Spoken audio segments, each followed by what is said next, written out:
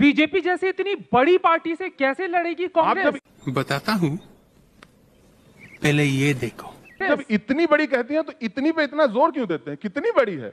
1231 विधायक उनके हैं, 700 कुछ विधायक हमारे हैं, इतनी भी बड़ी नहीं है ना। 303 सांसदों वाली पार्टी है। एक दिन ये 2 थे, हाँ। आज यहां पहुंचे हैं, फिर 2 पे पहुंच जाएंगे हो तो सकता है।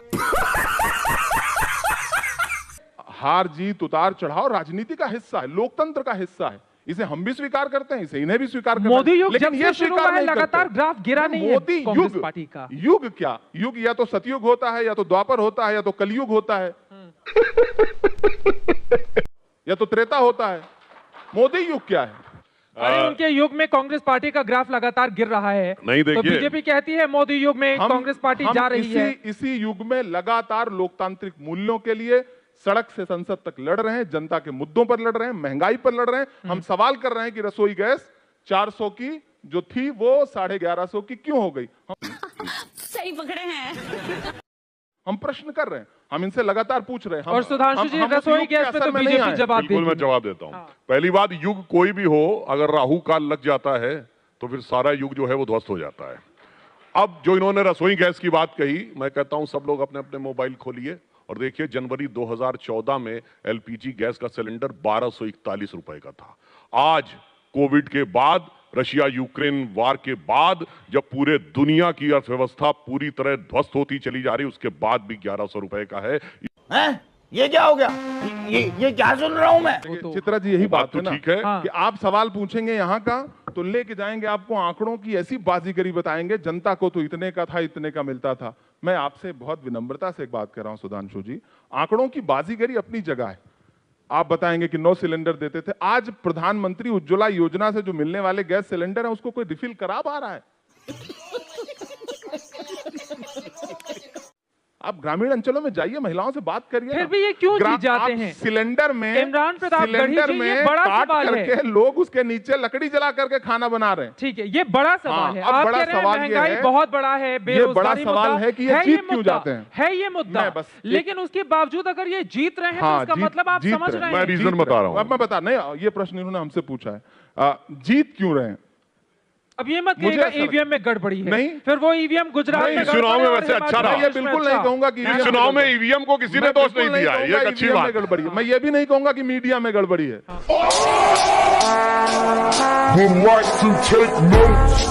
देखिए, हम एक दूसरे के पूरक हैं, मीडिया और सियासत दोनों एक दूसरे के पूरक हैं। हम भी नहीं है तो आप भी नहीं है, आप नहीं है तो हम भी नहीं है।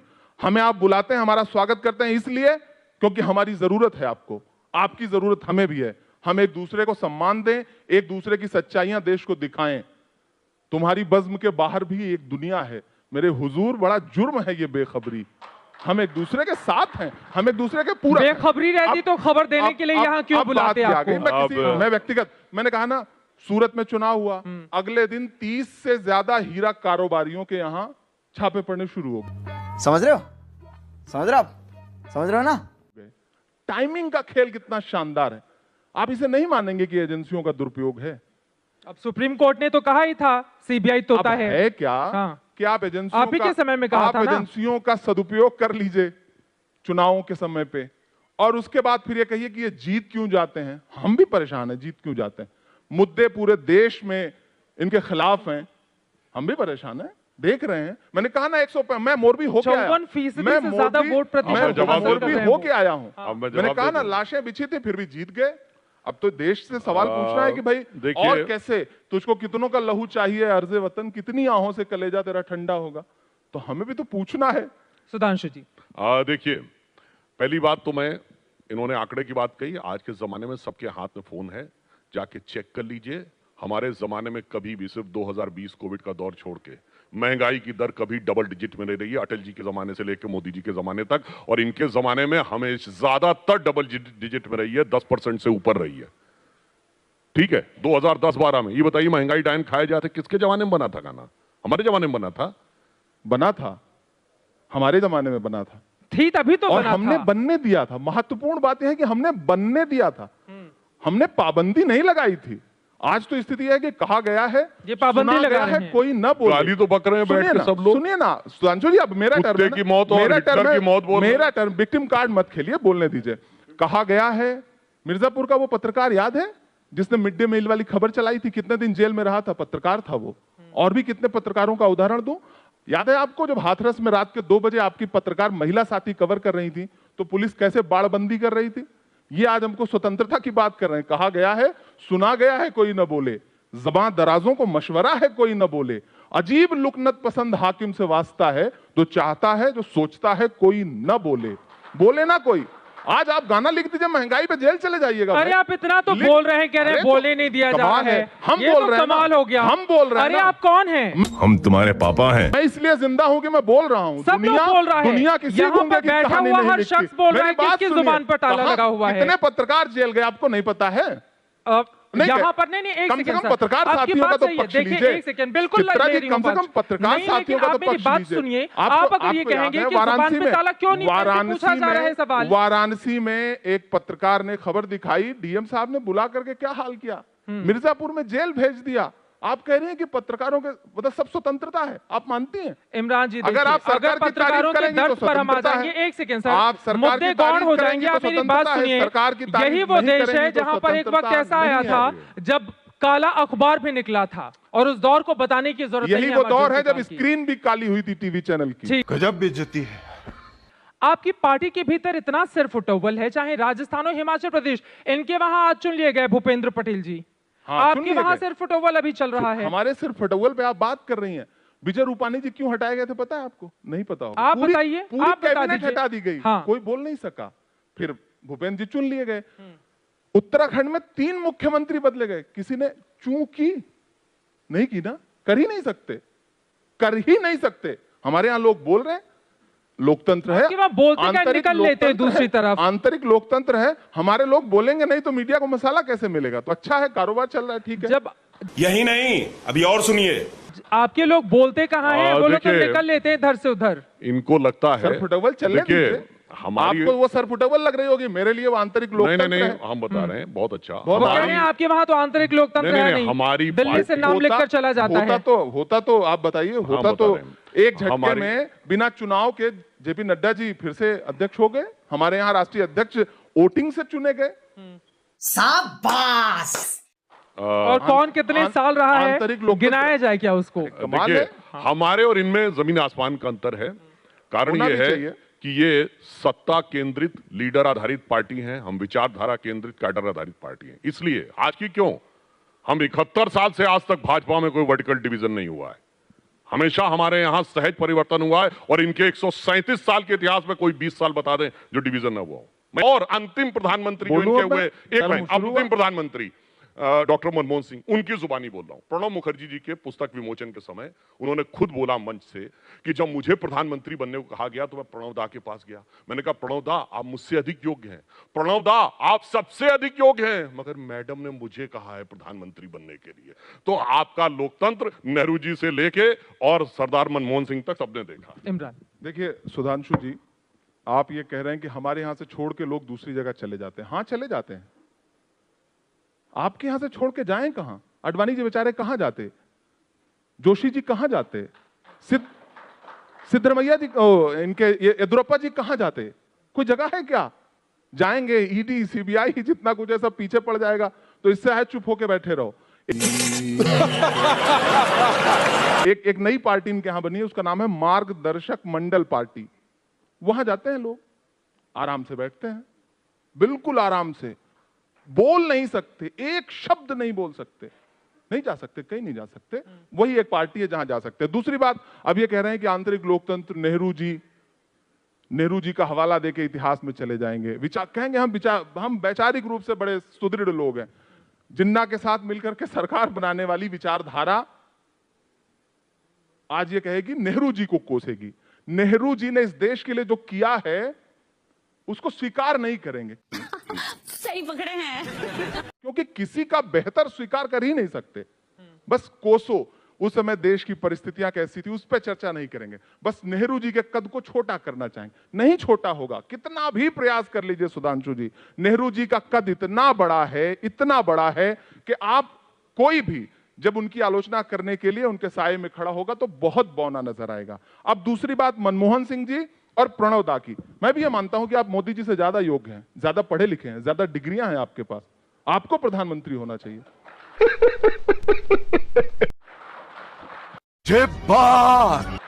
लेकिन आप नहीं है। सबसे ज्यादा डिग्रियां आप किसके नहीं- पास थी? आप नहीं है। मनमोहन आप सिंह नहीं के पास है। थी ना? आप नहीं है तो क्या बने वो। हुआ? बने ना, क्या हुआ? 10 साल अच्छा बताइए प्रधानमंत्री, फिर। आपके पास भी आप बन जाइए, बात करिए भाजपा वालों से, आपको बना दें, प्रधानमंत्री लगे कि हाँ बनने एक के पढ़ा लिए वो लिखा नहीं होता प्रधानमंत्री आया है, मैं स्वागत करूंगा। मुझे बेहद खुशी होगी सुधांशु चलिए, भाई, मुझे अब मैं लगेगा जवाब कि दे दूं। मैंने जिसके साथ बहस की आज वो प्रधानमंत्री है, मुझे अच्छा लगेगा। आज मैं कितना जवाब दे दूं अच्छा हो अगर ऐसा हो जाए। काश आपको जवाब दे मैं दूं। दुआ करूंगा भाई के लिए। अभी आपने एक बात बोली, ये बताइए, आप तो शायर हैं, अकबर इलाहाबादी कैसे शायर थे? अब ये आपके क्या टेस्ट बड़े पे थे डिपेंड कि करता है छोटे ना। थे? आपके टेस्ट पे नहीं, आप डिपेंड बताइए। करता है ना। नहीं, आपके हिसाब से बड़े शायर थे कि छोटे किसी भी थे? शायर के बारे में हमसे राय लेने से बेहतर है नहीं, आपकी नजर में पसंद वो पे बड़े डिपेंड शायर करेगा थे ना। कि नहीं थे? नहीं, बहुत बड़े शायर थे, अच्छे शायर थे, इसमें कोई ठीक। दो राय नहीं। अब ये अकबर इलाहाबादी का शेर है, कौम के गम में खाते हैं डिनर हुक्काम के साथ, रंज लीडर को है बहुत मगर आराम के साथ। किसके लिए है? मोतीलाल नेहरू और जवाहरलाल नेहरू के लिए कि दिन में कांग्रेस के लिए धरना, शाम को अंग्रेज अफसरों के साथ डिनर।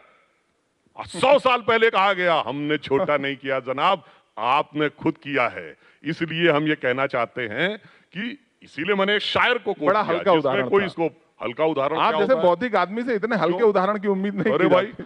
अब इनको भाई इतने बड़े हो गए कि अकबर इलाहाबादी हल्के नजर वो आने शेर लगे। भाई हल्का साहब था, वो सुनिए, शेर हल्का था, वो शेर सुनिए, हल्का था। अभी सुनिए, शुक्र है कि मान्यवर, आप- अकबर भी आपको अच्छे अभी लग से रहे हैं, उड़ने इलाहाबाद भी लगे अच्छा हवा लग में, रहा है। अभी आप- तो शोहरत नई नई है। अरे वाह, शबीना जी का शेर सुनाएंगे आप। इसलिए मैं आपसे कह रहा हूं, मैं अगर उसका अगला आपको शेर उस पे सुना हल्के दूंगा, मेरा लगने लगा- कारोबार वही है। नहीं तो मुझे मैं कोई इसलिए दिक्कत कह रहा नहीं। हूं कि आपका मैंने वही बताया। अरे मैं तो आपकी विकेट पे आके बैटिंग कर रहा हूं भाई, इसलिए मैंने वो भाई, एग्जाम्पल आइए बताया हमारी आपको। पिच पे आइए। और मैं जो यही तो आपको अच्छी बात है ना, अच्छा, भाजपा मैंने जो चाहती है आपको कि उसकी बताया- पिच पे जाएं हम। अच्छा, ये मैं- हमारी पिच पे आके बैटिंग अच्छा, कर रहे हैं, ये अच्छी सुनिए, बात है। मुझे जो खुशी मैंने है इस आपको बात। बताया- पहली बार सुधांशु जी किसी दूसरी की पिच पे जाके अच्छा। बैटिंग करने को मजबूर हुए हैं। नहीं, हम तो दूसरे की पिच पे आके बैटिंग करते हैं, और आपकी पिच पे आपको बैटिंग करके जवाब दिया मैंने। अब मैं चलिए। आपसे पूछ रहा हूं, हमने इतने नेता आपके गिनाए 60 साल में, आपको तो ध्यान भी नहीं होगा। ये नहीं, सब मुझे मोदी ध्यान जी की नहीं। वजह से छोड़ के चले मेरी गए। बड़ी उम्र कम है, मेरी ये ध्यान बताइए। ज्यादा कहाँ है? नहीं, हम तो हमारी और आपकी दोनों को उम्र से पहले बता रहे हैं। नहीं, ये आपकी बताइए, हमसे ज्यादा है भाई। निजलिंगप्पा कामराज मोदी जी की वजह से छोड़ गए थे। चौधरी चरण सिंह, नीलम संजीव रेड्डी मोदी जी की वजह से छोड़ गए थे। इसका मतलब- जगजीवन राम देवराज इसका- मोदी जी की वजह से छोड़ इसका गए थे। मतलब आप मान आपने रहे- अपने टर्म में सुनिए, बोलिए। ठीक है, चलो लौट आते हैं, भारत जोड़ो यात्रा पर हो गई बात आप लोगों की, हो गई जल्दी से, जल्दी से अडवाणी जी, आपने अपने टर्न पे मुरली मनोहर जोशी जी का जो हाल है वो मोदी जी की वजह से हो है। गई, आप इसका दोनों लोगों की बात, मतलब ठीक है। सुधांशु जी मान रहे हैं, ठीक। सुधांशु जी देखिए। मान रहे हैं कि अडवाणी जी नहीं, का, सुनिए भाई। मुरली मनोहर जोशी जी का, येदियुरप्पा जी का जो हाल है वो मोदी जी की वजह से है। अरे भाई, आप क्या बात कर, हमारे यहाँ जो छोड़ के गया वो लौट के आया, और उसने देखा कि मान सम्मान बेचारा उसका- कहाँ जाएगा? भाई आपने अपने टर्न पे बोलिए। कहाँ जाएगा? आपने अपने टर्न बंद करो हाथ जोड़ के। मैं आपके जिन्ना जी, दोनों लोगों ने किसकी शपथ लेकर के सरकार बनाई थी? किसकी शपथ लेकर सरकार बनाई थी? तब तो संविधान भी नहीं बना था।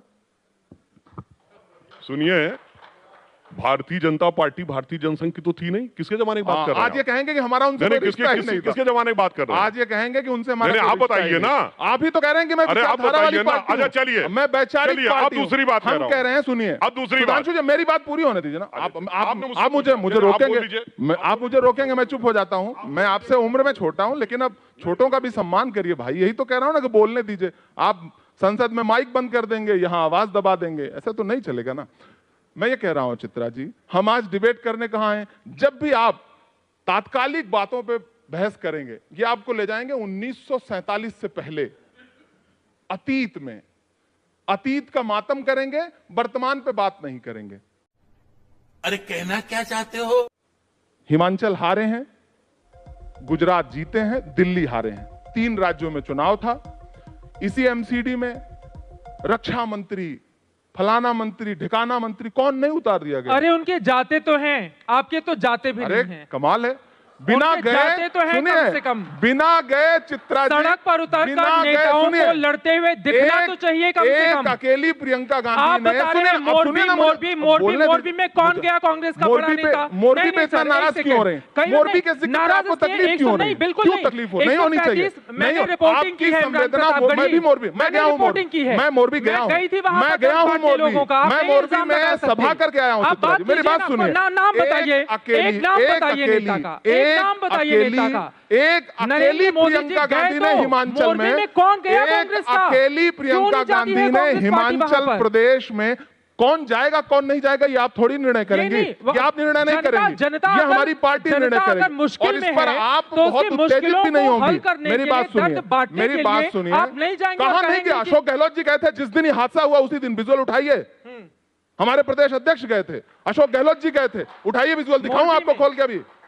मोदी में राहुल, एक सेकंड सर, पहले आ जाएंगे कि राहुल जी क्यों नहीं गए थे। प्रधानमंत्री से तो आप सीधे प्रधानमंत्री की बात पर सीधे राहुल गांधी को लेकर आते हैं, तो पूछा जाएगा ना पलट के इमरान प्रतापगढ़ी जी। हिमाचल प्रदेश में एक अकेली प्रियंका गांधी जी ने इनके राष्ट्रीय अध्यक्ष, इनके प्रधानमंत्री जो कि हमारे प्रधानमंत्री भी हैं, बाकी पूरी इनकी कैबिनेट, सबको अकेले धूल चटाया कि नहीं चटाया?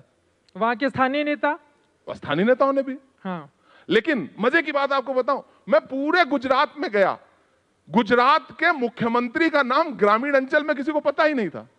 विश्वास करिए, ये तो सच है, ये तो सच है। धन्यवाद। हाँ। आप, मुझे आपकी ये खूबी अच्छी लगती है।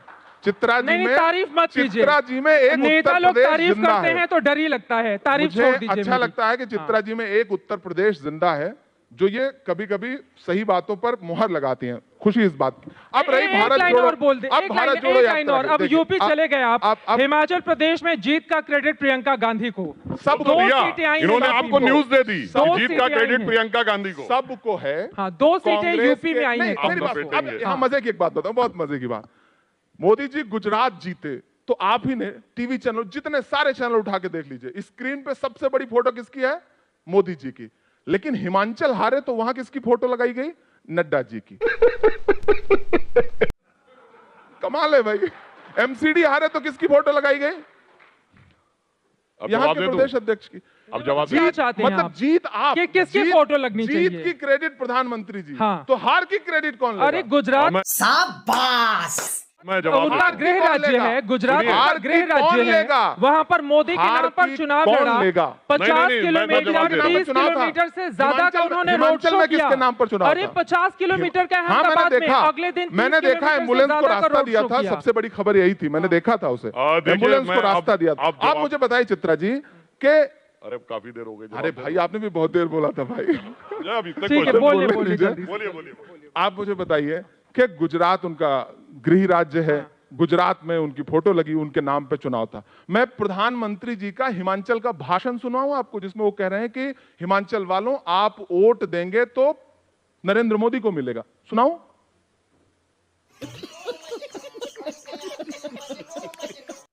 तो किसके नाम पे चुनाव था? प्रधानमंत्री जी के नाम पे चुनाव था। लेकिन जीत प्रधानमंत्री जी की, हार जेपी नड्डा जी की। सही पकड़े हैं। और मोदी जी के लिए आप लोग कभी फूलों का हार लेके नहीं आए, घृणा और वैमनस्य के अंगारों का हार लेके आए। सुधांशु जी की ये बात पूरी तरह झूठ है, मैं यही साबित कर दे रहा हूं। ये कह रहे हैं कि हम उनके लिए हमेशा घृणा लेके आए। मधुसूदन मिस्त्री नहीं बोले थे। नरेंद्र मोदी जी को, नरेंद्र मोदी जी को संसद में राहुल जी ने गले लगाया था कि नहीं लगाया था? अरे उसके बाद क्या किया था, ये तो बता दीजिए। और बताइए ना क्या किया था? एक कहीं गले लगाया था कि नहीं लगाया था? गले लगाया था कि नहीं लगाया? अरे चलिए सुधांशु जी, आप चलिए कल मेरे साथ बूंदी चलिए, हम आपको राहुल जी के गले लगवाते हैं। सुनिए, आप चलिए मेरे साथ, गले लगाएंगे राहुल जी आपको। कहीं बात से ज्यादा असर आंखों के इशारे का होता है, इसीलिए कहा गया एक कही बैनन अनेक कही और जिनको तो राहुल गांधी ने जो आंख से किया था उससे सब पता लग गया। राहुल जी ने उस समय आंख से क्या लगाया था? राहुल जी ने अंत में क्या कहा था? सिंधिया जी को आंख से इशारा करके कहा था कि जाइए भाजपा में, आपकी जगह वहीं है। Bye bye, tata, good bye, गया। दोस्तों ये कोई आम बहस नहीं थी, ये सत्ता बनाम सवाल की सीधी टक्कर थी। और इस टक्कर में इमरान प्रतापगढ़ी ने सुधांशु त्रिवेदी को नहीं छोड़ा, बल्कि गोदी मीडिया को भी आईना दिखा दिया। जी हाँ दोस्तों, इमरान ने सीधे सुधांशु त्रिवेदी से पूछा गैस सिलेंडर के दाम क्यों नहीं घटाए, जनता से किए वादे कहाँ गए। और जब सुधांशु त्रिवेदी जवाब देने लगे तो इमरान ने एक और तमाचा जड़ दिया। इमरान ने कहा आपके पास जवाब नहीं, बस जुमले, और गोदी मीडिया के पास सवाल नहीं, बस चरण वंदना है। पूरा स्टेडियम सन्नाटे में था, ना सुधांशु कुछ बोल सके और ना ही एंकर में हिम्मत थी टोकने की। दोस्तों जब रसोई में आग लगती है तो गोदी मीडिया राम मंदिर दिखाता है, और जब जनता के पास रोटी नहीं होती तो ये लोग भूत प्रेत की खबरें चलाते हैं। दोस्तों अगर आप भी गोदी मीडिया की सच्चाई से परेशान हैं तो इस वीडियो को इतना शेयर करो कि सत्ता की नींद उड़ जाए, और चैनल को आज ही सब्सक्राइब करके ऐसी जुझारू आवाज़ों का साथ दो।